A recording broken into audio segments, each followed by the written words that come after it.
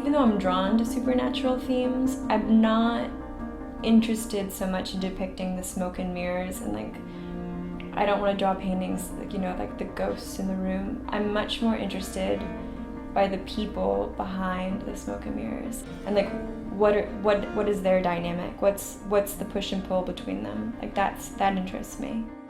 It's very intuitive, but I have a sense. With some things I have a sense.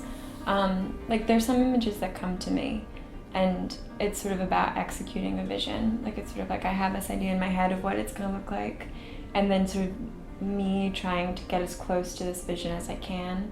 And then other times I have kind of like a starting point, and I sort of allow myself to be open to where it takes me.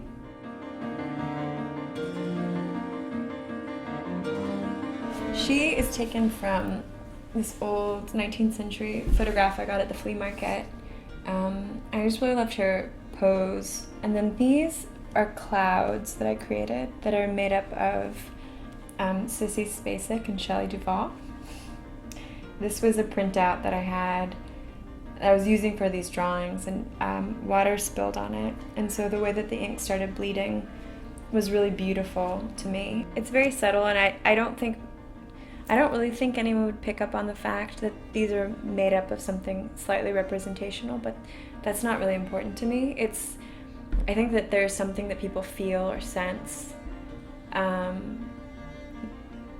enough. I mean, I feel like by nature, like I just obsessively research things. Like I just get really like fascinated with something, and then when I get fascinated by it, I just want to get as close to it as possible. I tend to zero in on these characters. Like for example, like the one behind me it's like an imaginary portrait of the Fox sisters, and the Fox sisters kind of started the spiritualist movement in like the 19th century, and people used to travel from all over to like watch them do these seances and like channel the dead. So I started working on it at first with these just like really delicate pencil drawings. And then for me, the space in between them is really important, because I think that they're really similar in shape and angle and proportions, so there's something like eerily similar about them. And then for a long time, the background, the animals weren't there, but then I was looking at this book of patterns, and I saw this pattern of these animals eating each other. I don't know, I liked the idea of having this sort of elegant but tense ornamentation behind these two girls, sort of like swirling around them. I think I'm a very visual person, and I think I tend to think about things in terms of metaphors and symbols, and sometimes I feel like I'm actually really bad at articulating myself, so I like that there's this world that I can exist in, where I can communicate to people and I can tell them everything without having to use words at all. I don't want the work to be about me. I mean, I think I want to sort of use my